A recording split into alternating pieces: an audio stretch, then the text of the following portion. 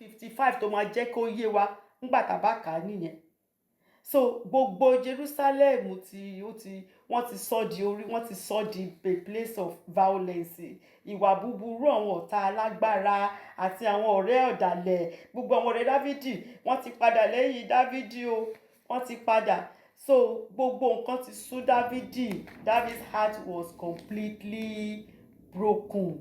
Ọ̀rọ̀ yanjú kan ni a kàn máa sọ̀rọ̀ lórí ẹ̀ ká tó ka Psalm 55. Mi fẹ́ sọ̀rọ̀ nípa ọ̀dàlẹ̀ mọ́ betrayal, torí mo ti sọ̀rọ̀ nípa pé kán betray èèyàn àti fìyẹn ṣe ọ̀rọ̀ yanjú.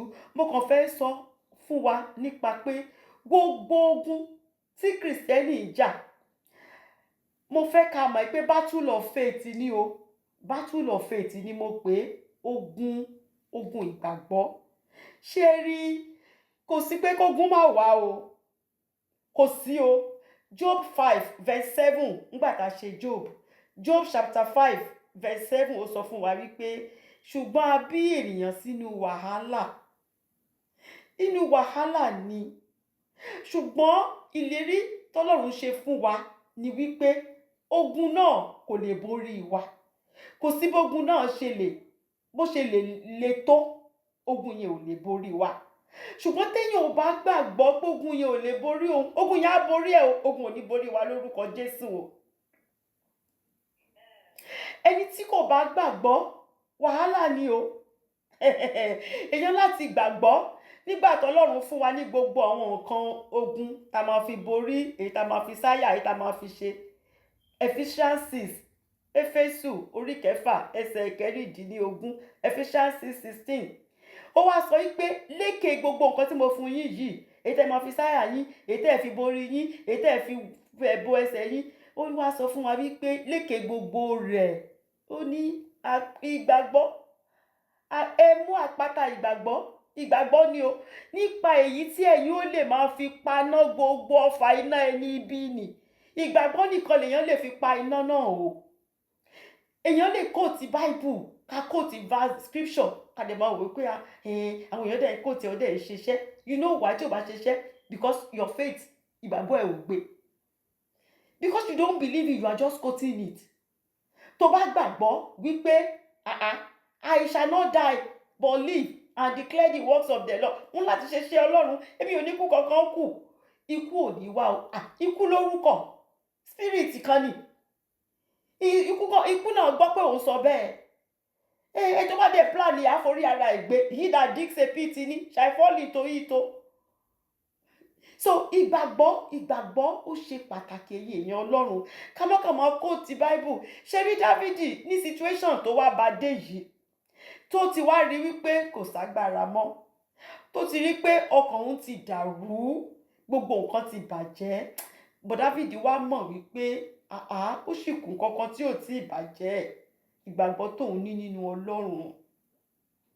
Mo sì nígbàgbọ́ nínú Ọlọ́run.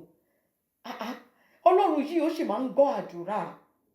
Tí mo bá lè gba àdúrà ní àárọ̀, ní ọ̀sán, ní alẹ́, tí mo bá ké pe Ọlọ́run yìí, ó sì máa dáhùn. Mi ò mọ ọ̀nà àbáyọ o, ṣùgbọ́n Ọlọ́run yìí mọ ọ̀nà àbáyọ. Ṣé rí tí Kristẹni bá ti lè bá dé irú ibẹ̀ yẹn, ọ̀nà àbáyọ á wà o. Á wà. Ó mo ṣe fi ọ̀rọ̀ yanjú wa ṣe battle of faith. Kí ìgbàgbọ́ wa ẹ jẹ́ kó múnádóko. Kò kí ṣe pé ìgbàgbọ́ pé mo lè ṣe o. Ìgbàgbọ́ pé agbára Ọlọ́run ó kájú nǹkan tó ń ṣẹlẹ̀ nínú ayé mi yìí ni mò ń sọ o. Ìgbàgbọ́ pé torí àwọn ọmọ ẹ̀yìn Jésù, Matthew 17:19-20. Matthew 17:19-20. Wọ́n gbé ọmọ tó ní demon, wọ́n gbé wá fún wọn. Wọ́n gbàdúrà, wọ́n cast demon yẹn, wọ́n cast ẹ̀ kúrò, demon ò lọ. Ìgbà tí Jésù Kristi dé tó dẹ̀ sọ fún demon pé kó kúrò, demon kúrò. Wọ́n wá bi Jésù pé kí ló dé táwa ò lè mú ẹ̀mí búburú yẹn, kí ló dé táwa lè mú kúrò? A command ẹ̀, a gbàdúrà, a ṣe gbogbo ẹ̀ kò dẹ̀ kúrò. Jésù sọ pé nítorí àìgbàgbọ́ yín ni. Nǹkan tí mo máa ń sọ, bẹ́ẹ̀ mi ṣe máa ń sọ pé ìwọ demon kúrò, ẹ̀yin náà sọ bẹ́ẹ̀, bó ṣẹ́yìn gbàgbọ́ ni. Ẹ kàn sọ torí pé Jésù máa ń sọ ni. Ẹ̀yin ò gbàgbọ́. But tá bá fẹ́ sọ ọ̀rọ̀ àwọn èèyàn ìkàtà máa ń dìmú ni wípé láìsí àdúrà àtàwẹ̀, lóòótọ́ láìsí àdúrà àtàwẹ̀ àwọn nǹkan kan ò lè ṣẹlẹ̀, ṣùgbọ́n tá a bá gbàdúrà tá a gbàwẹ̀ tá a nígbàgbọ́ nú agbára Ọlọ́run tó máa jẹ́ kí nǹkan yẹn ṣẹlẹ̀, kò sí nǹkan kan tó máa ṣẹlẹ̀. Ẹ má jẹ́ n tàn yín. Faith is the currency o lọ́run o. Owó téèyàn fi ń ra nǹkan lọ́run látọ̀dọ̀ Ọlọ́run ìgbàgbọ́ ni o, ìgbàgbọ́. Iye tẹ bá ní o lẹ máa fi ra nǹkan o. So ká jẹ́ kí ìgbàgbọ́ wa tá bá tẹ̀ ń sọ̀rọ̀ Ọlọ́run tá rí pé àmọ́ sọ nǹkan náà kò dẹ̀ tí ì rí bẹ́ẹ̀, ìgbàgbọ́ mi ò tí tó ní Olúwa, ìgbàgbọ́ mi jẹ́ kó tún múná dóko sí. Olúwa mo gbà ọ́ gbọ́, Olúwa mo gbà ọ́ gbọ́. Tẹ bá ṣe ń ṣe bẹ́ẹ̀ yẹn ẹ̀ ń build faith yín ni. Even in the spiritual nínú ẹ̀mí àwọn náà mọ̀ pé ẹ̀ ń build faith yín. Ó níbi tẹ́ máa build faith yín dé tó jẹ́ pé ẹ̀yin gan ẹ rí pé ìyàtọ̀ wà. Mo dẹ̀ máa fún wa testimony kan ká tó ka Psalm 55. Pastor Adébóyè sọ pé nígbà táwọn ṣe di general overseer àwọn lọ sí Ìlọrin, wọ́n lọ minister ní Ìlọrin. Ìgbà tí wọ́n dẹ̀ minister tó tọ́wọ́n fẹ́ máa padà sí Èkó, kò tí sí ayé cellphone gbà yẹn. Àwọn tó máa ń ṣiṣẹ́ ní maternity wọ́n níbi tó máa ń bímọ sí tọ́rọ́ Ọlọ́run ní májẹ̀mú pẹ̀lú bàbá tọ́lọ́run bá dá redeem bàbá Akíndayọ̀ ní wípé ìkan tó máa jẹ́ ẹ̀rí pé àwọn làwọn gbé ìjọ ìràpadà kalẹ̀ ní wípé wọn ní gbókù jáde nínú àlàyé, wọn lè ní gbálàyé jáde kúrò nínú òkú ní maternity center. So gbogbo redeem ló máa ń ní maternity center, àwọn agbẹ̀bí ló máa ń wà níbẹ̀. So wọ́n wá bá bàbá wípé obìnrin kan wà o tó ti ń lébọ̀ kò bímọ o. Ìgbà táwọn dẹ̀ sọ fún wípé kó máa lọ sí hospital ó lòun ò lọ, ó nítorí pé òun ti ní májẹ̀mú pé ọjọ́ tóun bá fẹ́ bímọ lù máa kú.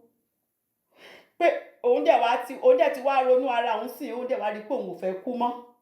Tóun bá dẹ̀ lọ hospital ó máa kú. Ṣùgbọ́n nígbà tóun ti wọ maternity ìjọ ìràpadà yẹn, àwọn ẹ̀mí kẹ́mí yẹn wọn lè wọlé. Òun ò fẹ́ kú mọ́, so torí ẹ̀ ló ṣe wá sí redeem maternity. Bàbá náà wá Àsálẹ́wé ní àwọn dẹ̀ sọ fún wọn wípé òkè ẹ má wọrí, ẹ máa lọ, ó máa bímọ. Ẹ máa lọ kẹ́ tó débẹ̀, ó máa ti bímọ. Wọ́n ní àwọn yẹn dẹ̀ lọ lóòótọ́.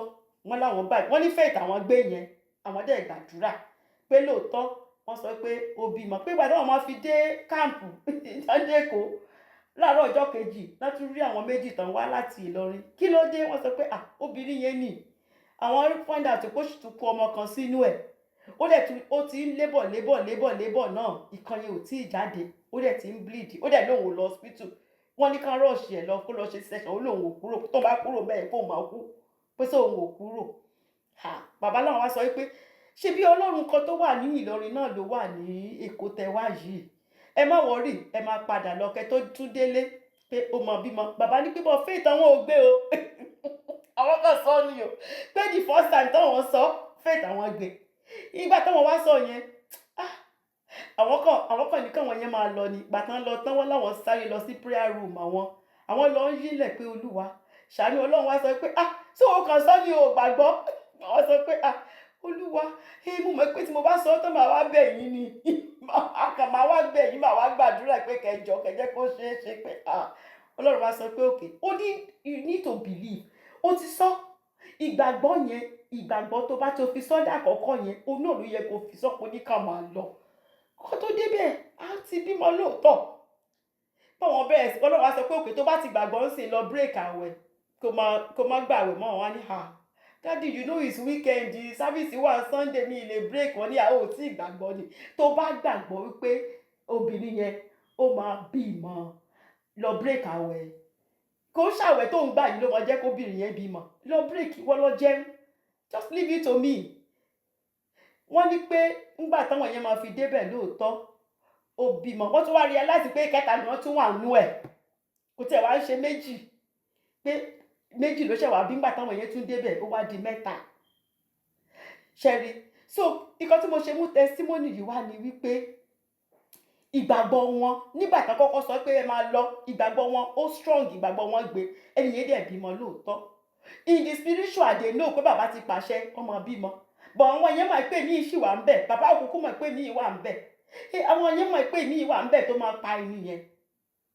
Àwọn dẹ̀dẹ̀ máa wá sọ pé òkè ẹ máa lọ, ẹ má wọrí, Ọlọ́run tó wà ní Ìlọrin ló wà l'Ékòó. Àwọn ò sọ pẹ̀lú gbàgbọ́. So nǹkan tí mò ń try àti sọ ni wípé kò kì í ṣe ààwẹ̀ wa tá ń gbà ó dára. àdúrà tá à ń gbà ó dára ṣùgbọ́n láti nígbàgbọ́ Ọlọ́run yóò ní agbára láti ṣe nǹkan yẹn. Faith wa Jésù sọ pé gbígbàgbọ́ ẹ̀ tó bá tiẹ̀ kéré bíi mustard seed ó ní o lè sọ fún òkè pé kó ṣídìí ó sì máa ṣídìí lóòótọ́. Ká nígbàgbọ́ nínú Ọlọ́run, ìgbàgbọ́ yìí ni mo fẹ́ ká dìbò torí ohun tí David ohun kan péré tó kù David kù ní Psalm 55 onìkan ni ìgbàgbọ́ tó ní nínú Ọlọ́run. Kò sí nǹkan kan mọ́, David ò lágbára láti jà mọ́. David was broken, his heart was broken. Gbogbo ayé tẹ̀ ti sú David, òun kan rẹ́dí àti kú pé kóun tiẹ̀ kúkú fly kóun máa lọ. Ṣùgbọ́n ìgbàgbọ́ yẹn nínú Ọlọ́run wípé Ọlọ́run yìí tí mo gbàgbọ́ nínú ẹ̀ yìí kò kí ń jẹ́ kí olódodo kò kí ń jẹ́ kó jẹ̀yà bẹ́ẹ̀. Kò ní kó ó dẹ̀ máa ṣèdájọ́ àwọn ìka ènìyàn, gbogbo àwọn ọ̀dàlẹ̀, gbogbo àwọn tí wọ́n gang up against òun. Òun mọ̀ pé Ọlọ́run yìí onídàájọ́ òdodo ni. Ó máa ń dájọ́ torí ó kórìíra àwọn ìka ènìyàn. Olúwa máa ṣèdájọ́ fún wọn. Ìkan tí David wá rí dìmú nìyẹn. Ó dẹ̀ rí bẹ́ẹ̀ lóòótọ́. So ohun mo ṣe sọ pé ẹ jọ̀ọ́ battle of faith ọ̀rọ̀ ìyànjú wa ẹ má gbàgbé. Ìgbàgbọ́ wa kò kí ń ṣe pé torí pé mo ti mọ Ọlọ́run tí má ti kó tiẹ̀ ó máa rí bẹ́ẹ̀. Ìgbàgbọ́ nínú Ọlọ́run ni o. Agbára ẹ̀mí mímọ́ òun ló máa ń ṣe. Ṣùgbọ́n ká mọ̀ wípé faith ní currency o. Òun lówó téèyàn fi ń ra nǹkan lọ́run o. Báwa ṣe ń ná dọ́là l'Amẹ́ríkà, bá ṣe ń ná náírà ní Nàìjíríà, ìgbàgbọ́ lèèyàn máa fi ń gbà nǹkan nínú kingdom Ọlọ́run o. Òun lówó kingdom, your faith. Ká máa grow ẹ̀, ká jẹ́ kí ìgbàgbọ́ wa ká jẹ́ kó máa dàgbà sí lójoojúmọ́. Ẹ wá jẹ́ ká ka Psalm 55. Àdúrà ẹni tí ọ̀rẹ́ dà. Òní Bible pé title ẹ̀ àdúrà ẹni tí ọ̀rẹ́ dà. Ahitofel ó da Dávìdì. Ṣùgbọ́n eléyìí tó tiẹ̀ wá dùn Dáfídì jù gbogbo ẹ̀ ni wípé ọmọ tó fẹ́ràn jù gangan òun gangan ló wá break heart bàbá ẹ̀. So verse 1 ó ní fetí sí àdúrà mi. Ṣé rí irú àdúrà tí Dávìdì gbà ní Psalm 55 kò kí ń ṣàdúrà Olúwa gbọ́ ẹ̀bẹ̀ mi, Olúwa mò ń pè ẹ́. Ṣé mọ̀ pé ó ní bí ọmọ ṣe máa pè yín tẹ́ máa dáhùn. Ṣé mọ̀ tọ́mọ bá ṣe sọ pé mọ́mí ẹ sì lè máa ṣe nǹkan tó ń ṣe tó bá sọ pé mom ẹ mọ̀ pé ẹ máa dáhùn ní kíákíá ni. Irú àdúrà tí Dávìdì gbà nìyẹn. Irú àdúrà yẹn ni. Irú àdúrà tí Jacob gbà ní Genesis 32 verse 26 tó sọ pé ìwà áńgẹ́lì yìí mi ní jẹ́ kó lọ o. Àfi tó bá bùkún fún mi ó lọ́bi kankan tó fi di ẹsẹ̀ áńgẹ́lì yẹn mú. Irú àdúrà tí Dávìdì gbà nìyẹn o. Ní Psalm 55 kò ń ṣàdúrà kẹ́lẹ́kẹ́lẹ́. Àdúrà tó ń pariwo tí Dávìdì ń sun ẹkún ni o. Ó ti kọjá àkókò pé mo lọ kúnlẹ̀ síbi kan mo ra ń gba àdúrà. Àdúrà tí Dávìdì ń pariwo ni pé Olúwa fetí sí àdúrà mi Ọlọ́run. Má sì ṣe fi ara rẹ pamọ́ kúrò nínú ẹ̀bẹ̀ mi. Má farapamọ́, má lọ́ra sí ẹ̀bẹ̀ mi rárá o. Ojú ogun leléyìí Olúwa. Ìwọ nìkan ló lè gbà mí o. Níbi tí mo bá dé yìí ìwọ nìkan ló lè gbà mí Ọlọ́run. Má lọ́ra sí ẹ̀bẹ̀ mi. Ní verse 2 ó ní fiyè sí mi kí o sì dá mi lóhùn. Ara mi kò lélẹ̀ nínú àròyé mi. Ara mi ò balẹ̀ mọ́. Àwọn Bible scholar kan tiẹ̀ sọ pé bígbà tóbìnrin bá ń lébọ̀ pé bẹ́ẹ̀ lákòókò náà ni Dávìdì ṣe wà lákòókò yẹn. Ṣé mo táìmù tóbìnrin bá ń lébọ̀ tó máa ń bọ̀ ẹ mọ̀ bó ṣe máa ń rí pé bó ṣe rí lára Dávìdì nìyẹn lákòókò yẹn. Ó ní fiyè sí mi kí o sì dá mi lóhùn. Ara mi kò lélẹ̀ nínú àròyé mi. Kò ṣe táìmù tára mi lélẹ̀ tí mo ń ka àdúrà tí mo yà ń ṣe precept upon precept lélẹ́yìí. Ojú ogun lélẹ́yìí Olúwa. Ó ní nítorí ìnilára ènìyàn búburú. Àwọn èèyàn búburú ti ní òun lára o. Nítorí tí wọ́n mú ibi bá òun. Ibi lélẹ́yìí kú lọ́mọ ẹ̀ ṣe fún. Kẹta máa ń pè kú Nàìjíríà. Káwọn ológun gbàjọba. Ìkọta tẹ́lọ̀ ṣe fún bàbá ẹ̀ nìyẹn láìṣe ológun gbàjọba lọ́wọ́ bàbá ẹ̀. Ó ní wọ́n ti mú ibi bá òun o. Àti ní ìbínú wọ́n ti jẹ́ òkú fún òun. Intensity of prayer ẹ̀ ó ní agbára. Àdúrà tí Dávìdì ń gbà àdúrà tó gbóná ni kò ṣàdúrà mo rọra ń gbàdúrà yàrá kan. Àdúrà tẹ́gbẹ́ tó bá ń kọjá wájú ilé àmọ́ gbọ́ ni pé èèyàn ń gba àdúrà. Tí ọ̀run mọ̀ pé Dávìdì ń gba àdúrà gidi. Onírú àdúrà tí Dávìdì ń gbà ní Psalm 55. Ní verse 4 ó ní àyà dùn mí gidigidi. Ó la fi mọ̀ pé broken heart David was broken. Pé gbogbo àyà kan dùn òun ní láì ní high blood pressure. Ó ní gbogbo àyà òun ó kàn dùn òun ni. Ó ní àyà dùn gidigidi nínú mi.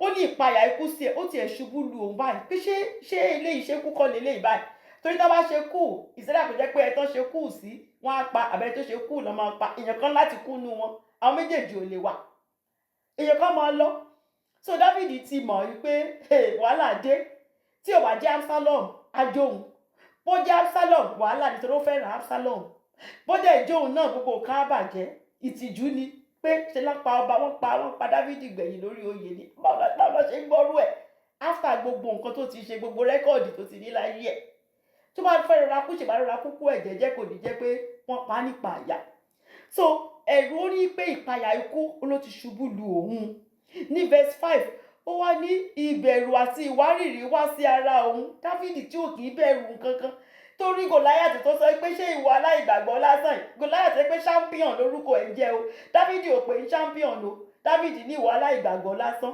Dáfídì tí ò kì í bẹ̀rù ogun tó máa lọ face àwọn Philistine Dáfídì náà ló wá ń sọ wípé ìbẹ̀rù àti ìwárìrì mà ti wá sí ara òun o má ṣe o àti ìbẹ̀rù ikú ó ló ti bo òun mọ́lẹ̀ o ìbẹ̀rù tí ìbẹ̀rù bá dẹ̀ ti wọlé báyìí wàhálà ni opposite faith ni fear o but thank God for David ó tètè mọ̀ wípé ìbẹ̀rù yìí kò ní jẹ́ kí gbàgbọ́ òun kó múnádóko mọ́ o ó tètè take care ó tètè handle lẹ̀ ó fàdúrà ó tètè handle lẹ̀ but ìbẹ̀rù dé bá David ìbẹ̀rù dé bá lóòótọ́ ìbẹ̀rù dé bá kí ló wá ṣe lẹ́yìn tí dé ìbẹ̀rù ti dé ní verse 6 ó wá ní pé èmi sì wí pé ìbá ṣe pé èmi ní ìyẹ́ apá bíi ti àdàbà èmi ìbá fò lọ àbí kí lọ sí mi easy escape ló ń wá pé Olúwa tó bá yẹ pé mo kàn tiẹ̀ ní ìyẹ́ bíi àdàbà torí àdàbà tó bá ti rẹ̀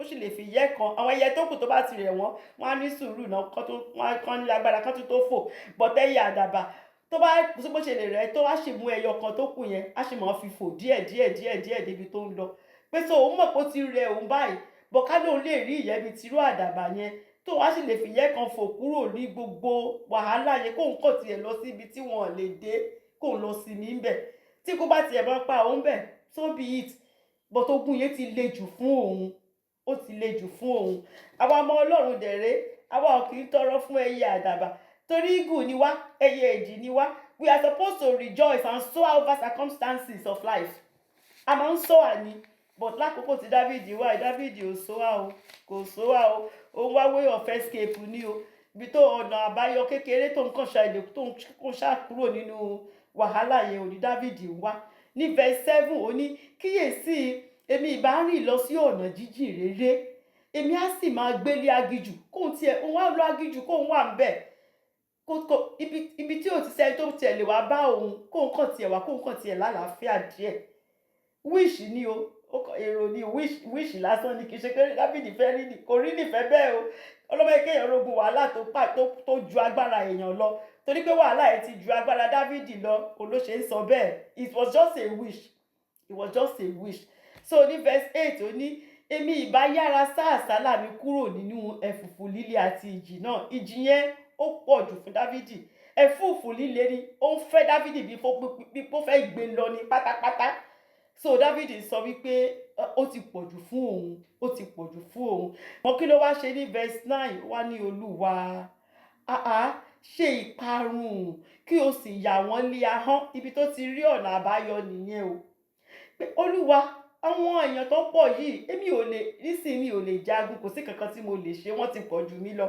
ogun yìí ti lé ó ti kọjá tèmi ogun yìí you are my senior partner o ìwọ ló lórí ogun mo hand here over to you torí ìwọ lè ṣe ìparun ìwọ nìkan ló lè ṣe ó dẹ̀ lè yà wọ́n ní ahọ́n ọ̀rọ̀ ahọ́n wọn ó lè yí padà nítorí tí Àhítófẹ̀ ló ṣe ní Dáfídì ṣe ń sọ bẹ́ẹ̀ wípé tó ló mọ̀ pé ìkan tí Àhítófẹ̀ bá sọ fún Absalom láti ṣe tí Absalom bá ṣe kò sí kan tí Dáfídì lè ṣe o wọ́n á pa Dáfídì dànù o wọ́n á gbàjọba lọ́wọ́ Dáfídì o áàkì Ọlọ́run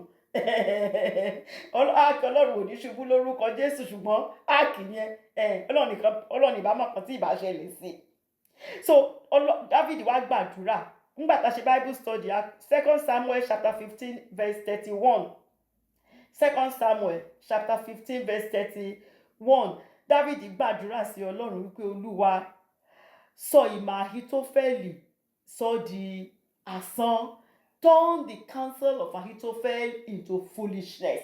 Ahitophel dẹ̀ ó ti sọ fún Absalom kan tó máa ṣe lóòótọ́. Tẹ́ bá lọ ka 2 Samuel chapter 17 gbogbo story yìí ó wà 2 Samuel 15 to 18 gbogbo nǹkan tó ṣẹlẹ̀ ní Psalm 55 gbogbo ẹ̀ lẹ máa rí tí Absalom àti Ahitophel àtàwọn ará ìlú wọ́n ṣe dọ̀tá Dáfídì gbogbo ẹ̀ ló wà ní 2 Samuel. Tẹ́ bá lọ kà ní 2 Samuel 17 verse 1 to 23 Absalom Ahitophel ó ti sọ fún Absalom nǹkan tó máa ṣe, bó ṣe máa rí bàbá ẹ̀ pa, àkókò tó máa dìde, níbi tó máa ti bá bàbá ẹ̀ tó rí ìran ó ráyé ó rí ọ̀run. Kò dẹ̀ sí ọ̀rọ̀ Ahitophel tó máa ń fall to the ground, kò ń ṣàwọn tó máa ń rí ìran tó pé Ahitophel antenna ẹ̀ ó clear àbàjẹ́ high ni. So ó ti sọ fún Absalom pé tó bá ti lè ṣe báyìí wà rí bàbá ẹ̀ pa, nítorí pé Ahitophel fẹ́ gbẹ̀san nǹkan tí Dáfídì ṣe sí Uriah sí Báṣẹ́bà. Ṣé rí ibi tí wàhálà unforgiveness, ṣé rí ibi tó wà pé nǹkan burúkú ni àìnídáríjì. Téèyàn bá ti gbé àìnídáríjì sínú wàhálà ni o, wàhálà ni, ìyà ọ̀nà méjì dẹ̀ ni o. Ẹni tó ṣẹ̀ èèyàn yẹn ó ti fìyà jẹ èèyàn, ìyẹn ìkànnì yẹn number 1. Number 2 ó máa ń jẹ́ kéèyàn kùnà ìjọba ọ̀run ni o. Ó máa ń jẹ́ kéèyàn kùnà ìjọba ọ̀run ni o. Ẹ̀yin èèyàn Ọlọ́run ẹ má gbàgbé kẹ́ máa fi Herodias kẹ́ máa fi ṣe example, kẹ́ máa fi rántí wípé àìnídáríjì. Téèyàn bá ti ṣẹ̀mí burúkú bẹ́ẹ̀ tí bá ti rántí kéèsì Herodias, Olúwa ràn mí lọ́wọ́ láti let go. Torí Herodias nígbà tí ọba yẹn tó lóun fẹ́ kí ni John the Baptist kàn sọ fún Herod ní pé ó lè fóbìnrin yìí ìyàwó ẹ̀gbọ́n ẹ̀ ni. Ìwọ náà lọ fẹ́yàwó títí ẹ, ó ti dọba ń sìn, ìwọ náà fẹ́yàwó títí ẹ. Inú bí obìnrin yẹn pé John the Baptist èpo kọ́ ọkọ òun nǹkan tó máa ṣe. Òun dẹ̀ lọ́kọ yẹn wá fẹ́ at the end of the day. Nígbà tí ọmọ ẹ̀ dẹ̀ bá máa jó tó máa jó fọ́ba, kí lobìnrin yìí béèrè fún ọba yẹn sọ fún pé ìdajì ìjọba òun á fi fún ẹ. Obìnrin yẹn ní ìwọ ọmọ sọ fún bàbá ẹ pé ò fẹ́ ìdajì ìjọba. Orí John the Baptist ìyẹn gangan ni kò sọ pé ò fẹ́, nítorí pé ó ti gbé John the Baptist sínú láti ìgbà yẹn, kò dáríjì John the Baptist. Lóòótọ́ wọ́n gorí John the Baptist wọ́n gbé fún lẹ́yìn ọjọ́ 4 orí náà ó ti rà ó jẹrà. Kí ló fẹ́ fi ṣe? Kí ló dà fún? Ṣùgbọ́n ó kùnà ìjọba. Kingdom tí tá à ń sọ̀rọ̀ nípa ìjọba Ọlọ́run ni o. Òun ni tọ́ba yẹn tó wọ́n fa ẹ̀, ó kùnà ìjọba Ọlọ́run, ó kùnà half of the kingdom tọ́ba yẹn ṣèlérí pé òun máa fún un. Lẹ́yìn ọjọ́ 4 orí yẹn ń rùn. Ṣó wá lè gbé sí yàrá? Kí ló fẹ́ fi ṣe? Ẹ jọ̀ọ́, ibi tí unforgiveness ibi tó máa ń kóyàn dé kò dáa rárá. Tá bá rí ẹbí tó ṣẹ̀ wá, ẹ jọ̀ọ́, ó máa ń difficult o. But tẹ́ bá ti gbọ́ ọ̀rọ̀ tọ́lọ́run gba ẹni mi sọ lénìí, ẹ jọ̀ọ́ mo fẹ́ kẹ́ lọlé, mo fẹ́ kẹ́ rò ó. Ẹni yìí ṣẹ̀ mí, ó dẹ̀ dùn mí. Nǹkan tó ṣe ó dùn mí gidi lóòótọ́. Ṣùgbọ́n mo ti gbọ́ nǹkan tó ṣẹlẹ̀ sí Herodias, ó ti fìyà jẹ mí lẹ́ẹ̀kan, mi tún fẹ́ kọ́lọ́run fìyà jẹ mí. Torí ẹ tí ò bá dáríjì kò lè wọ ìjọba ọ̀run o, kò síbi tó ń lọ, kò dẹ̀ kí n jẹ́ kádùúrà gbà o. Ó máa ń dènà àdúrà ni. Ó máa ń dènà àdúrà. So torí pé Ahitophel ti ní Dáfídì sínú nítorí nǹkan tó ṣe sí ọkọ Báṣẹ́bà, òun ni ó ṣe irú nǹkan tó ṣe sí Dáfídì yìí. Òun ló close mọ́ Dáfídì jù. Ó sì gba Absalom, ó gbà á níyànjú lóòótọ́, ó sọ fún nǹkan tó máa ṣe. The first one tó sọ fún Absalom ṣe. The second one, Absalom fúnra ẹ̀ mọ̀ pé Ahitophel yẹn nǹkan tó bá ti sọ final ni, òun fúnra ẹ̀ gan mọ̀. Ṣùgbọ́n Ọlọ́run dá wọn lédè rú. Ìgbéraga Absalom kò jẹ́ kí ó ṣe nǹkan tí Ahitophel sọ pé kó ṣe. Absalom ní wá, bàbá mi ló lè máa sọ̀rọ̀ fún bẹ́ẹ̀ yẹn. Èmi ò, ìwọ eléyìí tó sọ yẹn kọ́ ni. Eléyìí tí the other person, kí lórúkọ mo tẹ̀lé gbàgbé the other one. Eléyìí tí the other one yẹn sọ, ìyẹn lòun fẹ́ ṣe. Eléyìí tí wọ́n sọ yìí this time around Ahitophel ò get it right mi ṣe yẹn. Bẹ́ẹ̀ nínú bí Ahitophel wí pé ṣé ohun tó máa ń fún ọba ní advice tó yẹ pé òun dẹ̀ ni wọ́n á gbàgbọ́, òun wá fún Absalom ní advice, òun sọ fún nǹkan tó máa ṣe, òun dẹ̀ rí clearly. Absalom ò dẹ̀ tẹ̀, kí ló ṣe? Òfin rẹ̀ lọ pokùnso ni o, lọ hang ara ẹ̀ ni o. so Absalom ò tẹ̀lé nǹkan tí Ahitofel tó sọ pé kó ṣe bọ́lọ́run ṣe dà wọ́n lédè ìlú lóòótọ́ nìyẹn. So àdúrà tí David gbà nìyẹn wípé Olúwa dá ahọ́n wọn rú, dà wọ́n lédè rú, turn the counsel of Ahitofel into foolishness. Kò wá ṣe pé ó dúró ń bẹ̀ nìkan, ní verse 10 ló wá sọ wípé ọ̀sán àti òru ni wọ́n fi ń rin odi Jerusalem káàkiri. Àwọn oníṣẹ́ ibi yìí wọ́n ti wá sọ Jerusalem, wọ́n ti sọ di a place of violence. Nǹkan tó wá wù wọ́n ni wọ́n ń ṣe, torí sí ọba tẹ̀ tí wá sá, ọba gan ti wà on the run fúnra ẹ̀. Ó ní ìwà, verse 11, ó ní ìwà búburú ó ti wá ń bẹ láàrin Jerusalem, ẹ̀tàn àti èké kò wá kúrò ní ìgboro, gbogbo nǹkan ti wá dàrú, kò tiẹ̀ wá sí, gbogbo everybody kàn ṣe bó ṣe wù wọ́n ni. Ó ní verse 12, ó ní nítorí tó bá tiẹ̀ jẹ́ pé ọ̀tá ló gán òun, tó bá jẹ́ pé ará àta ló ṣe nǹkan tó ṣẹlẹ̀ yìí tí gbogbo ìlú fi dàrú mọ́ òun lórí, tí gbogbo nǹkan fi bàjẹ́, tó bá jẹ́ pé ọ̀tá ló ṣe ó ní òun àti ẹ̀ pa á mọ́ra. Ó ní bẹ́ẹ̀ ni kì í ṣe ẹni tí ó kórìíra mi ni ó gbé ara rẹ̀ ga sí mi, ǹjẹ́ èmi ìbá fi ara mi pamọ́ kúrò lọ́dọ̀ rẹ̀. Tó bá tiẹ̀ jẹ́ pé ẹni tó kàn hate, ẹni tó jẹ́ pé agbéraga ènìyàn níṣẹ́ mọ̀, tó kàn fẹ́ dì pẹ̀lú Dávìdì, ó kàn kórìíra Dávìdì for nothing ni. At least Dávìdì àti at least àgbà yẹn wípé ó nídìí tó fi ń ṣe bẹ́ẹ̀, at least afárá ìpamọ́ á defend ara ẹ̀. Ó ní ṣùgbọ́n verse 13, gbogbo wa jẹ́ ká wo verse 13 o. Ó ní ṣùgbọ́n ìwọ ni ọkùnrin ọgbà mi tájọ ń ṣiṣẹ́ papọ̀, ẹgbẹ́ ni wá o, amọ̀nà mi, ìwọ ló ń fọ̀nà hàn mí, ìwọ ló ń bá mi ríran, ìwọ ló ń counsel mi, ìwọ ló wọ́n sọ fún mi pé ọba Dávìdì kan báyìí ni kò ṣe lákòókò báyìí nígbà báyìí, àti ojúlùmọ̀ mi, ìwọ ló ń represent mi o níbi gbogbo, ìwọ ni o, gbogbo èèyàn ló mọ̀ mí mọ́ o. Ṣé mọ̀ pé tó bá jẹ́ pé ara ọ̀tá ìta èèyàn ti múra àti defend ara wa, àmì ìṣàṣèbí láàárọ̀ tá a bá gbàdúrà, ó ní àdúrà tá a máa gbà pé Olúwa gbogbo alátakò mú wọn kúrò lọ́nà, dì pẹ̀lú wọn, ṣe gbogbo ẹ̀. Ẹ tún gbàdúrà fún àwọn èèyàn yín, ṣùgbọ́n àwọn tájọ ń ṣiṣẹ́ papọ̀ yìí dáàbò rẹ bò wọ́n. Ìṣó gbàdúrà fún wọn, àdúrà àbò lẹ tún gbà fún wọn. Ṣé ni pé Dávìdì tó bá ti jẹ́ pé tó súnmọ́ yàn ni you are defenseless. You are defenseless. So David ò ní defend kankan lákòókò tí Absalom àti Ahitofel tí wọ́n ṣe nǹkan yìí ó ní gbogbo ẹ̀ ṣe dàrú pátápátá. So David sọ wípé tó bá jára àta ni, tó bá jọ̀tá láti ta, máa tiẹ̀ mọ̀ kan tí màá ṣe. At least David sọ pé kán lọ pa wọ́n. Ṣùgbọ́n David ò lè sọ pé kán lọ pa Absalom, ọkọ tó fẹ́ràn jù ni. Ahitofel òun àti ẹ̀ ló close ju ó lárí ìran ẹ̀, ṣó wá máa ní kán lọ pa ni.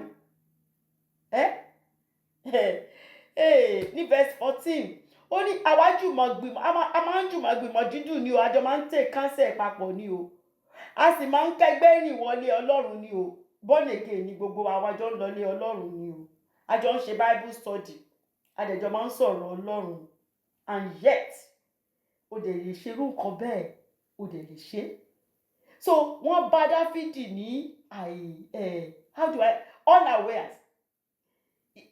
David kò retí pé àwọn tó súnmọ́ òun bẹ́ẹ̀ yẹn, ọmọ tóun fẹ́ràn jù, àbí aríran òun tó pé òun àti ẹ̀ lọ́jọ́ ń wọlé wọn. David ò lè ṣe nǹkan kan without Ahitofel. Kó wá jẹ́ pé àwọn yẹn ló máa ṣerú nǹkan bẹ́ẹ̀ sí. Jésù Kristi ọmọ Dáfídì fúnra wọn, irú ẹ̀ náà ṣẹlẹ̀ sí. Matthew 26 verse 21 to 24. Matthew 26 verse 21 to 24. Nígbà tó ń bá àwọn ọmọ ẹ̀yìn ẹ̀ jẹ, wọ́n ní ìyẹn kan máa fi mí hàn láàrin yìí, wọ́n ní dáadáa kò possible. Ṣé láàrin àwa méjìlá yìí kò sí bàbá láì tó lè ṣerú ẹ̀ láàrin wa? Master, gbogbo nǹkan lẹ́mọ̀, ṣe bẹ́ẹ̀ rọ́kàn gbogbo èèyàn ní ìyẹn kan tó ń bá mi jẹun nínú yín máa fi mí hàn. Ó máa fi mí hàn. Ó máa fi mí hàn. Lóòótọ́, ìkànnì wọn fi Jésù Kristi ó fi hàn. Ọ̀dàlẹ̀ wà láàrin wọn. Ṣebí àwọn àti Jésù lọ́jọ́ ń lọ papọ̀, wọ́n jọ ń gbàdúrà, wọ́n jọ ń ṣe gbogbo ẹ̀ ni.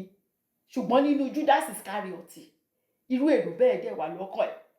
Débi pé ó sọ pé ẹ má wọrí o, mo máa lọ kiss ẹ̀ ni o, tí má ti lọ fẹnu kò lẹ́nu kẹmọ̀ pé tí mo fẹ́ kẹ mú nìyẹn, torí a close mọ́ra ilé mọ́ tètè mọ́, a close, a máa jọ jẹun papọ̀, a máa jọ ṣe gbogbo nǹkan papọ̀ ni, ó máa ń bá wa ṣe bí ọ̀rẹ́ ni, kò ṣe bí pé master, kò ṣe bí pé ọ̀gá. So close, ẹ má ṣìyàn mú, so màá lọ kiss ẹ̀ torí pé ó like àti máa ó close mọ́, wọ́n máa bá wa ṣeré gan, tí má ti lọ fẹnu kò lẹ́nu kẹmọ̀ pé tí mo fẹ́ kẹ mú nìyẹn. So tó bá ṣe irú ẹ̀ sí Dávidi, tó ṣe irú ẹ̀ sí Jésù Kristi ọmọ Dávidi, ta ni wọ́n lè ṣe irú ẹ̀ sí? Má wọ́rì, ọkọ ti lè dà á o, ọ̀rẹ́ ti lè dà á o, ó lè jẹ́ pásítọ̀ ìjọ, ó dẹ̀ máa ń dùn yàn. Ibi tí mò ń sọ̀rọ̀ yìí wọ́n ti ṣe irú ẹ̀ fún mi rí o.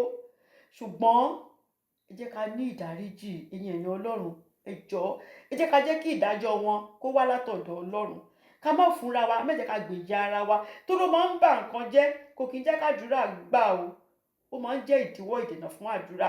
Ẹ jẹ́ ká fi wọ́n sílẹ̀, ká fi wọ́n lé Ọlọ́run lọ́wọ́, kọ́lọ́run kó ṣèdájọ́ wọn. So David sọ pé Olúwa mo fẹ́ kó ṣèdájọ́ wọn, èmi ò lè ṣèdájọ́ wọn o. Gbogbo àwọn tó wọ́n jọ plan gbogbo kinní yìí, kí ikú kí ó dì wọ́n mú, kí wọn kí ó sì lọ láàyè sí ìsà òkú wọn. Ìyẹn ni pé irú ikú tó pa àwọn ọ̀tá Mósè, ẹ rántí àwọn ọ̀tá Mósè mẹ́tẹ̀ẹ̀ta, ikú ìyàtọ̀ tí wọ́n kú, ilẹ̀ ńlá ni ó gbé wọn mì ni. Gbogbo àwọn ọ̀tá aninilára, gbogbo ọ̀tá tó ń gbèrò ibi sí wa, ọ̀tá tó sọ pé ànírọ́nà gbégbà, gbogbo ọ̀tá tó ń dalẹ̀, tó ń sọ pé ṣé Ọlọ́run tá a ṣe kó ń bí wọn nú, Olúwa o, bí David ṣe gbà ń verse 15, Olúwa ẹ ṣe bẹ́ẹ̀ fún wọn lórúkọ Jésù. Case close. So David ní kí ikú kó dì wọ́n mú, kí wọn kí ó sì lọ láàyè sí ìsà òkú. Nítorí tí ìwà búburú ń bẹ ní ibùjókòó wọn, níbi tó ń jókòó sí ìwà búburú ló wà ńbẹ̀, àti nínú wọn ìwà búburú ni. Wọn ready àti yí padà, kò sí nǹkan tá a lè sọ. David sọ pé wọn ready àti yí padà. Ó wá sọ pé o ní verse 16, ibi tí mo fi ṣe battle of faith, verse tí mo lò fún ọ̀rọ̀ ìyànjú wa nìyẹn, verse 16. Ó wá ní bí ó ṣe tèmi ni o, èmi yóò ké pe Ọlọ́run, Olúwa yóò sì gbà mí. David ní ìdánilójú wípé kò ní fi ṣe báwọn ọ̀tá yìí ṣe lágbára tó, kò ní fi ṣe bí ogun yìí ṣe tó, èmi á ké pe Olúwa, Olúwa á sì gbà mí. Ṣé yín gbàgbọ́ bẹ́ẹ̀? Ṣé gbàgbọ́ pé tẹ́ bá ké pe Olúwa, Olúwa máa gbà yín lóòótọ́?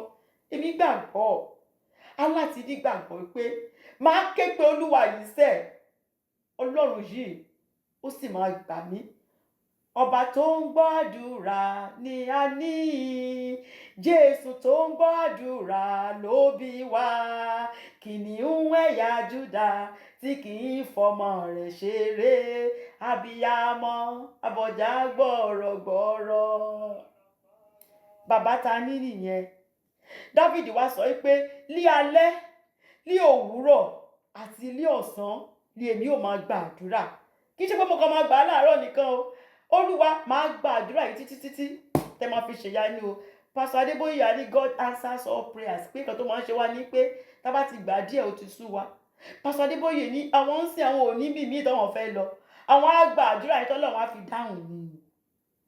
David sọ pé màá gbà á láàárọ̀, màá gbà á lọ́sàn-án, màá gbà á lálẹ́, tí màá fi rí ìgbàlà, tí màá fi rí ọ̀nà àbáyọ. Èèyàn gbọ́dọ̀ wà persistent nínú àdúrà o. Pray without ceasing. James 5:13 sọ pé is any of you afflicted, let him pray. Kò ní pé ká máa lọ lament, ká máa ṣàròyé káàkiri.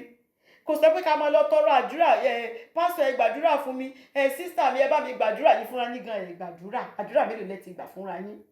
Àdúrà mélòó? David sọ pé ní alẹ́, ní ọ̀sán, ní òwúrọ̀ ni mo máa gba àdúrà yìí tí màá fi rí ìgbàlà. Ó dẹ̀ ṣe bẹ́ẹ̀ lóòótọ́. Verse 18, ó ní Olúwa sì gba ọkàn mi sílẹ̀ ní àlàáfíà lọ́wọ́ ogun tí ó ti dó tì mí. Nígbà tí David gba àdúrà, nítorí ìgbàgbọ́ tó ní pé tóun bá ké pe Ọlọ́run, Olúwa máa gba òun.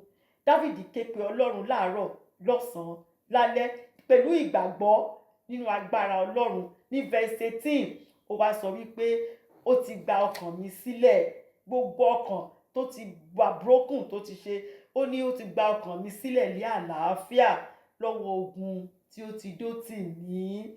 Nítorí pé pẹ̀lú ọ̀pọ̀lọpọ̀ ènìyàn ni wọ́n dìde sí mi, wọ́n pọ̀ tán dìde sí mi, mi ò lè tiẹ̀ báwo mo ṣe fẹ́ ṣe bá wọn jà bó mo ti fẹ́ bẹ̀rẹ̀, ṣùgbọ́n Ọlọ́run kan wà tó lágbára tó ju gbogbo ènìyàn lọ. Òun ló gba Dáfídì, òun náà ló máa gbà wá lórúkọ Jésù. Ní verse 19 ó ní Ọlọ́run yóò gbọ́, yóò sì pọ́n wọn lójú. Gbogbo àwọn tó ń dojú ìjà kọ wá, gbogbo wọn lọ́lọ́run máa pọ́n lójú. Àní ẹni tí ó ti jókòó láti ìgbàanì, kábíyèsí Ọlọ́run ni. Nítorí pé wọn kò ní àyípadà, wọn ò lè yí padà. Ọkàn wọn bíi ti Fáráò ni, ó ti wà hardened. Wọn ò bẹ̀rù Ọlọ́run, wọn ò sì bẹ̀rù Ọlọ́run, wọn ò lè yí padà. Ṣùgbọ́n Olúwa yóò pọ́n wọn lójú. Olúwa pọ́n wọn lójú. Ní verse 20 ó wá ní pé ó ti na ọwọ́ rẹ̀ sí irú àwọn tí ó wà ní àlàáfíà pẹ̀lú rẹ̀. Ó ti dá májẹ̀mú, wọ́n ti dá májẹ̀mú Olúwa, ọ̀dàlẹ̀ èèyàn ni wọ́n. Ṣé májẹ̀mú pé àjọ máa ṣe ìjọba yìí, ìwọ ni wàá máa ríran fún mi. Gbogbo nǹkan tó bá ti sọ kánsẹ̀lẹ̀ ni mo máa tẹ̀lé. Àjẹjọ́ ń ṣe látọjọ́ yìí, all of a sudden ó dẹ̀ dìde, ó dẹ̀ dá májẹ̀mú. Torí pé Dáfídì ó ṣe kúkú lọ bá ìjà, kúkú sọ fún pé nǹkan báyìí ló ṣe, nǹkan tó ṣe yìí ó dùn mí, mo fẹ́ gbẹ̀san. Bó dẹ̀ di pé kẹjọ sẹ́tù ẹ̀ nǹkan báyìí mo fẹ́ gbà. Dáfídì ti ṣe, Ọlọ́run sì ti dáríjì Dáfídì. Tó ìwọ náà ẹ tún lè continue ọ̀rẹ́ yín, but kò ṣe pé kó wá lọ dá májẹ̀mú. So Dáfídì sọ wípé Olúwa, wọ́n ti na ọwọ́ wọn sí irú àwọn tí ó wà ní àlàáfíà pẹ̀lú rẹ̀, wọ́n sì ti dá májẹ̀mú. Wọ́n dá májẹ̀mú, torí náà ní kẹ́ ṣe ṣèdájọ́ wọn, ó ní kẹ́ ṣe pọ́n wọn lójú. Ó ní verse 21, ó ní ọ̀rọ̀ ẹnu wọn ó kúnná ju orí àmọ́ lọ.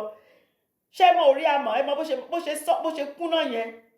Nígbà tán bá dẹ̀ ń bá yín sọ̀rọ̀, ẹ wò ó, ẹ má ti di ọ̀rọ̀ wọn mú, ẹ má ti rò pé èèyàn gidi ló sọ̀rọ̀. Ẹ ti mọ rò pé ọmọ Ọlọ́run ló sọ̀rọ̀. Ẹ wá gbé ọ̀rọ̀ yẹn, ẹ wá dì mú. Dáfídì sọ pé ṣùgbọ́n ogun jíjà ló wà ní àyà rẹ̀. Ìgbé àyà rẹ̀, tó bá rí nǹkan tó wà láyà rẹ̀, my late father sọ pé tí ọ̀run yìí tó ń funfun yìí, tó bá yẹ pé ọmọ èèyàn lè máa fọwọ́ kàn ni wọ́n láti dúdú. Bàbá mi ní kò ní funfun mọ́. Bá ti dúdú pátápátá, gbogbo ẹ̀ máa di dúdú ni. Ọkàn wọn ó terrible, ó terrible. So ọ̀rọ̀ ẹnu wọn ó kúnná ju orí àmọ́ lọ, ṣùgbọ́n ogun jíjà ló wà láyà wọn. Ọ̀rọ̀ wọn kúnná ju òróró lọ. Ṣáàrí kan tó tún lò kúnná ju òróró lọ. Ṣùgbọ́n idà fífàyọ ni wọ́n o. Idà burúkú ò ní wọ́n. Ṣùgbọ́n nígbà tẹ bá gbọ́rọ̀ tó jáde lẹ́nu wọn, ẹ ti rí èèyàn tán, ẹ ti rí kìrìsìtẹ́nì tán, ẹ ti rí born again tán, ẹ ti rí pásítọ̀ tán. Ṣùgbọ́n idà fífàyọ ni wọ́n o. Ò ní wọ́n. Ẹ má gbára lé wọn. Olúṣe máa ń du Dáfídì pé ọ̀tá ti ilé Ọlọ́run Dáfídì máa ń dì pẹ̀lú all the time. That's why tó ṣe wà concern pa ti ilé Ọlọ́run pé àwọn ti ta ẹ̀ṣẹ̀ fi wọ́n sílẹ̀, wọn yóò tí ì mọ Ọlọ́run. Gbogbo táwọn tó jẹ́ pé wọ́n ti máa ń pa Ọlọ́run tó wà láàrin agbo onígbàgbọ́ tí wọ́n dẹ̀ ń ṣe iṣẹ́ ibi, àwọn ni Dáfídì máa ń wà concern pẹ̀lú gbogbo ìgbà. Pé torí wọ́n máa ń rán àwọn ọmọ Ọlọ́run tí ò ní discernment, tí ò gbọ́n, wọ́n máa ń rí wọn mú. Ta ló lè sọ fún Dáfídì pé Ahitofel kó máa ṣerú nǹkan tó ṣe yìí, kó lè gbàgbọ́? Verse 22 ó wá sọ pé kó ẹrù rẹ, advice tó fún gbogbo èèyàn nìyẹn o. Verse 22, kò sẹ́ni tí gbogbo èèyàn ló mọ verse yẹn. Cast your body, gbogbo ẹrù rẹ. Ọlọ́run ní kó kélé lọ́wọ́ o. Má kó lọ́wọ́ wòlíì kan, má lọ kó lọ́wọ́ má lọ kó lọ́wọ́ bàbá kan tó gbóná níbì kankan. Má kó lọ́wọ́ sísà kan nu church pé sísà yẹn born again ni ó dá mi lójú. Àfi tó bá ní spirit of discernment o. Tó o bá ní spirit of discernment, be careful. Gbogbo ẹ tó wà ní ilé Ọlọ́run kọ́ ni born again ni o. Kìrìsìtẹ́nì ṣọ̀wọ́n o, ìgbàgbọ́ ṣọ̀wọ́n o, ó ṣọ̀wọ́n. Dáfídì jẹ́ ká máa Psalm 55 o. So gbogbo nǹkan tó ń ṣe ọ́, Ọlọ́run ni kò lè lọ́wọ́. Kó ẹrù rẹ sí ara Olúwa o. Ó ní yóò sì mú ọ dúró. Torí òun nìkan ló lè gbà ọ́ o. Òun nìkan ló sọ pé gbé gbogbo ẹrù rẹ wá, màá sọ ọ́ di fúfúyẹ́. Ó nìkan ni o. Má trust èèyàn kan pé mo ti gbé léèyàn kankan lọ́wọ́. Gbélé Ọlọ́run lọ́wọ́. Òun kì yóò jẹ́ kí ẹsẹ̀ olódodo kí ó yẹ̀ láéláé. A nígbàgbọ́ yẹn nínú Ọlọ́run. Ó dẹ̀ ṣèlérí fún wa pé ẹsẹ̀ olódodo kò lè yẹ̀ láéláé. Nítorí rẹ̀ òní ká gbé àníyàn wa ká gbé lé Olúwa lọ́wọ́. Olúwa yóò sì ràn wá lọ́wọ́ o, kò sì ní jẹ́ kí olódodo kó kọsẹ̀ láéláé tá a bá ti gbélé lọ́wọ́. Verse 22 jẹ́ gbogbo wa láti mọ̀, àkọ́sórí ni fún gbogbo Kristẹni o. So verse 23 ó wá sọ wípé ṣùgbọ́n ìwọ Ọlọ́run ni yóò mú àwọn ọ̀tá wọ̀nyí, ó máa mú wọn sọ̀kalẹ̀ lọ sí ihò ìparun ní ọ̀gbun àìnísàlẹ̀. Ìyẹn ni last judgment wọn. Kì í ṣe pé wọ́n á jẹ̀yà ẹ̀ láyé nìkan, nígbà tán bá kúrò bí Olúwa, ọ̀gbun àìnísàlẹ̀ hellfire kò ní kó jẹ́ kán lọ fúnruṣẹ́ ibi tí wọ́n ṣe, jẹ́ kán sọ̀kalẹ̀ lọ sí ihò ìparun. Àwọn ènìyàn ẹ̀jẹ̀ àti ènìyàn ẹ̀tàn wọn kì yóò pé àbọ̀ ọjọ́ wọn. Àbọ̀ ọjọ́ tí Dáfídì ń sọ kò kì í ṣe pé kánkàn ní ẹ̀ torí èmi inú wọn lè pé 80, èmi lè pé 90, ìyẹn kọ́ ló ń sọ. Bọ̀kọ̀ tí Dáfídì ń sọ ní pé nǹkan tó yẹ kán fulfill, gbogbo tó yẹ kán ṣe láyé wọn ní rí ìlàjì ẹ̀ ṣe nítorí iṣẹ́ ibi wọn. Kò kì í ṣe Dáfídì ò kì í sọ̀rọ̀ nípa length of days, but nǹkan tó yẹ kán ṣe ṣe pé Abraham Lincoln sọ pé kò kì í ṣe how long to live ló mọ́ta, oníkan tó achieve, oníkan tó mọ́ta nìyẹn. So nǹkan tó yẹ kán ṣe gbogbo láyé, Dáfídì sọ pé má jẹ́ kán ṣe ju halfway, má jẹ́ kán rí ìdajì ẹ̀ ṣe kán tó kúrò. Ṣé yẹn wá ń ṣe wasted life? Ṣó wá wọ̀ tí ẹ ní nítorí ìwà ìkà? Kí lèèyàn ti ẹ̀ ń gbà sí ìwà ìkà náà? Kò sí. At the end of the day, Sátánì máa ń fi wọ́n lẹ̀ ni.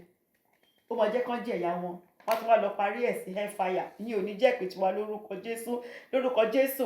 Ṣùgbọ́n Dáfídì parí pẹ̀lú wípé ṣùgbọ́n èmi ń tèmi o, èmi ò gbẹ́kẹ̀lé Olúwa o. Èmi máa gbẹ́kẹ̀lé Olúwa títí dé òpin ni o. Èmi á rí Jésù kí tún rí ikú. Conclusion Dáfídì nìyẹn. Ẹ̀yin ọ̀tá ẹ lè máa ṣe bó ṣe wù yín o.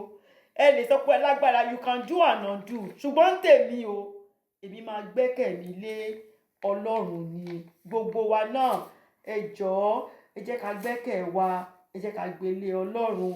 Gbẹ́kẹ̀lé Jésù, òun lọ́ba tó lè gbani. Gbẹ́kẹ̀lé Jésù, òun lọ́ba tó lè gbani. Àdúrà ṣiṣẹ́, ó ṣiṣẹ́ ju òrìṣà lọ. Gbẹ́kẹ̀lé Jésù, òun lọ́ba tó lè gbani. Ẹ jẹ́ kí n conclude pẹ̀lú Matthew 11 verse 28.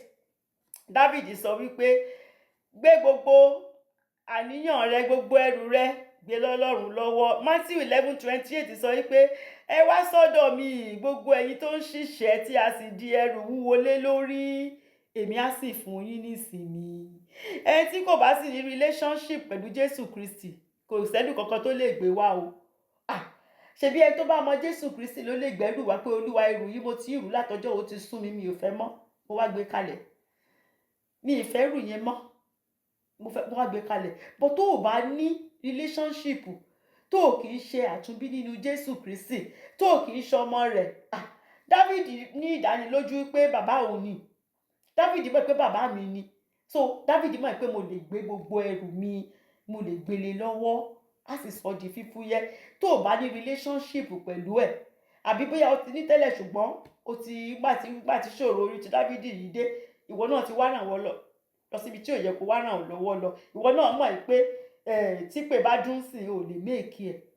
O dẹ̀ ń gbẹ́rù yẹn káàkiri, padà wá gbé fún Jésù Kristi. Ó máa ń báyàn gbẹ́rù èèyàn ni, á dẹ̀ sọ di fífúyẹ́ bó ṣe máa ń ṣe nìyẹn. Eléyìí tó dẹ̀ wá ṣe pàtàkì jù ni wípé níkẹyìn ẹni tó bá sọ pé òun fẹ́ máa gbẹ́rù yẹn bẹ́ẹ̀ wọ́n ṣáà máa rù káàkiri. Ọjọ́ kan ń bọ̀ o. Revelation 21:27. Ìwé ìfihàn orí 21 ẹsẹ̀ 17. Revelation 21:27 ó sọ wípé ohun aláìmọ́ kan kì yóò sì wọ inú rẹ̀ rárá, tàbí ohun tí ń ṣiṣẹ́ ìríra àti èké, bí kò ṣe àwọn tí a ti kọ sínú ìwé ìyè ọ̀dọ́ àgùntàn.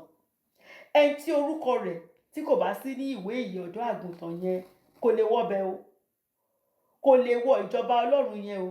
Ìlú tó jẹ́ pé kò nílò iná, tó jẹ́ pé Jésù Kristi ní ìmọ́lẹ̀ níbẹ̀, ìlú yẹn là ń sọ̀rọ̀ nípa ẹ̀ o. Tó bá sọ pé o fẹ́ máa gbẹ́rù ẹ káàkiri, wàá gbé tó máa fi kú is okay by you, ṣùgbọ́n gbà tó bá tún wá kú ò wá nílé wọ inú ìsinmi, hellfire tún ni. Ẹ rí pé double tragedy nìyẹn, ṣó wá wọ̀ tiẹ̀, torí kò sóhun àìmọ́ kankan tó máa wọ́ bẹ́ẹ̀ o, kò sẹ́ni tó ń ṣiṣẹ́ ìríra kankan àti iṣẹ́ èké tó máa wọ́ bẹ́ẹ̀, àfẹ́ tá bá kọ orúkọ rẹ̀ sínú ìwé ìyè, sínú ìwé ọ̀dọ́ àgùntàn. Lọ́jọ́ náà wọ́n máa ṣíwèé náà fún ẹ, wọn àwò sórúkọ ẹ wà ń bẹ̀, torúkọ ẹ ò bá ti sí ń bẹ̀ ó yá máa lọ apá òsì ní hellfire nìyẹn. Ìyẹn ò ní jẹ́ pé wá lórúkọ Jésù o. So tó bá fẹ́ gba Jésù Kristi sínú ayé rẹ, tó mọ̀ pé lọ́jọ́ náà òbọ̀ náà orúkọ ẹ mọ̀ wà nínú ìwé ọ̀dọ́ àgùntàn, pé àjọ máa ríra, mansion títì ẹ náà wà ń bẹ̀, títèmi náà wà ń bẹ̀, àjọ máa gbadé èyè ní lórúkọ Jésù.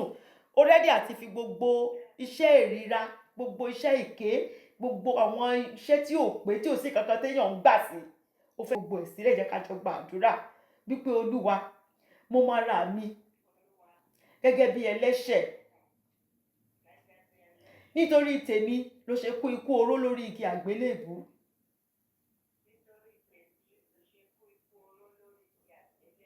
Dárí gbogbo ẹ̀ṣẹ̀ mi jì mí, fi ẹ̀jẹ̀ rẹ fi wẹ gbogbo ẹ̀ṣẹ̀ mi mọ́. Mo gba Jésù Kristi ní Olúwa àti olùgbàlà mi.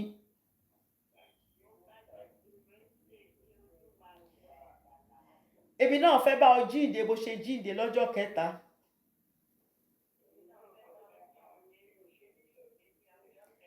Kọ orúkọ mi sínú ìwé ìyè.